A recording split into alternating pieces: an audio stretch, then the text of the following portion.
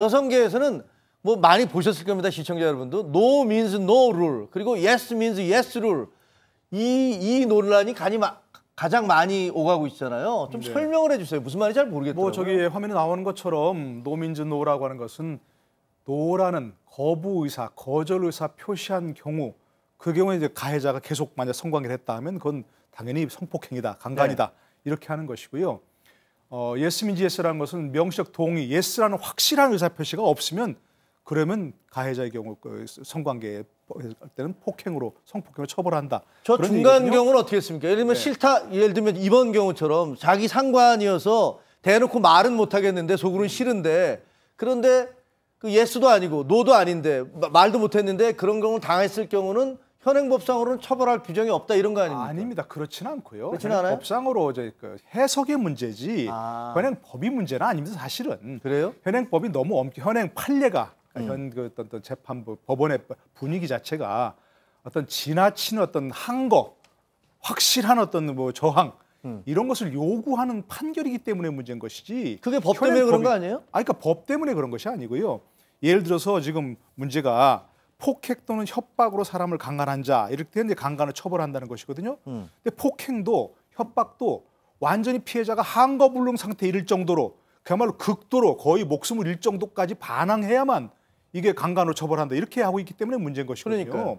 어느 정도 나는 싫다라고 의사표시를 했으면 분명히 폭행 또는 협박 그 싫다는 의사표시를 제압할 정도의 협박이면 가능한 것이거든요. 얼마든지. 근데 그러면 지금 그 얘기는 다시 얘기하면 그 no means no rule 혹은 yes means yes rule이 있었으면 이번에 안희정 지사의 판결은 좀 달라졌을 거다라는 거 아닙니까? 물론이죠. 그 이제 그 룰이 법이 문제가 아니고 그렇게 해석하는 판결을 했으면 지금까지 해왔으면 문제가 없다는 것이죠. 지금 이제 김지은 씨 피해자의 경우 얘기하는 것처럼 그야말로 비서의 경우에 노라는 의사표시를 했을 때 만약에 그 가해자가 안희정 지사가 그러면 예를 들어서 나하고 같이 일하기 싫으냐 이런 식으로 했다면 그건 분명한 어떤 거절 의사표시였겠지만 그 정도까지 나가지 않아도 그럼 예를 들어서 직장 다닐 때는 어떤 직장을 잃을 정도까지 각오를 하고서 노라는 의사표시를 했어야 되느냐 하는 그런 문제가 분명히 있는 거죠. 외국의 경우에도 과거에는 분명히 우리처럼 지금 극도의 저항을 요구했었습니다.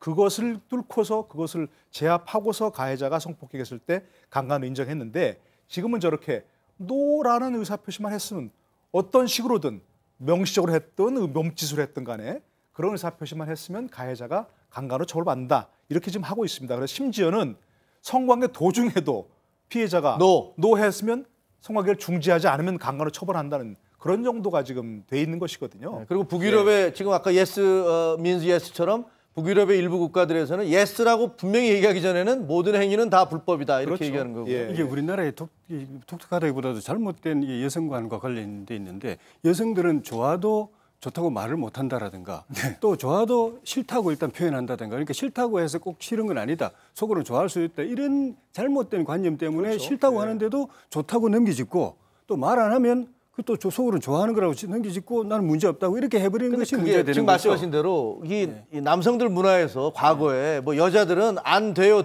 뭐 이런 식으로 해서 여자들이 얘기하는 것들은 실질적인 것과 아니다라는 식의 그런 잘못된 그런 관행, 그 문화, 그런 생각들 이런 게 많이 퍼져 있었잖아요. 근데 그런 게 아니라는 거 아니에요. 그 여성의 성적 그 자기 결정권에도 반하지만은 요즘 또 세대가 또 바뀌었기 때문에 그런 통념도 또 이렇게 통하지도 않습니다. 말 안 하면 진짜 마음이 없어서 안 하는 것이고 또 아니라 그러면 진짜 아니기 때문에 아닌 그런 시대에 살고 있기 때문에 옛날에 같은 잘못된 통념 가지고 잘못하다가는 진짜 화를 당하는 남성들이 화를 당하는 그런 시대도 있을 수 있기 때문에 노 하면 당연히 그거는 안 되고 말을 안 한다고 하더라도 넘겨짚어가지고 속으로는 좋아할 거다라고 해서 또 안 되고 더 나아가서 명시적으로 그러니까 좋다고 말하지 않는 이상은 하면 안 된다는 이번 재판부도 자꾸 뭐 입법이 문제라고 얘기하는데 그게 아니고 그걸 얼마든지 새롭게 해석할 수 있다는 얘기입니다. 지금 말씀하신 대로 새로운 시대상을 반영해서 그런 걸 해석할 수 있다. 얼마든지 가능한 거죠. 근데 저는 이게 그러니까 그 해석의 문제냐 법적 미비의 문제냐라고 이원론적으로 해서 어떤 하나를 선택할 문제가 저는 아니라고 보는 게 자, 예를 들어서 업무상 위력에 의한 간음이 가장 상대적으로 빈번하게 발생하는 것이 직장 내 성폭력이에요. 그렇죠. 여기서 결국 업무상 위력이 행사가 되는 것 아니겠습니까? 근데 여기서 사실은 성폭력 어떤 그 범죄가 유죄로 인정되는 비율이 낮다는 것 아니겠습니까? 그러면서 하는 이야기가 뭐냐면 일선 판사들의 잘못된 여성관, 봉건적인 사고가 분명히 판결에 투영되고 있다라고 하는 이야기를 많이 해요. 그러면 이것이 해석의 문제에 있어서 그렇게 어떤 잘못된 사고가 투영될 수 있다면 법적 미비점을 조금이라도 더 강화를 한다면 판사들의 잘못된 사고가 판결에 영향을 미칠 수 있는 여지를 줄여주는 것 아니겠습니까? 물론이죠. 예, 그러면 법적 미비점 하고 그거에 맞게 판결을 좀 더 엄격하게 하도록 유도를 하면 되는 문제이지 이게 어떤 게 옳은 것이냐 어떤 게 맞느냐라고 선택적으로 접근할 문제가 전혀 아니라고 봅니다. 알겠습니다.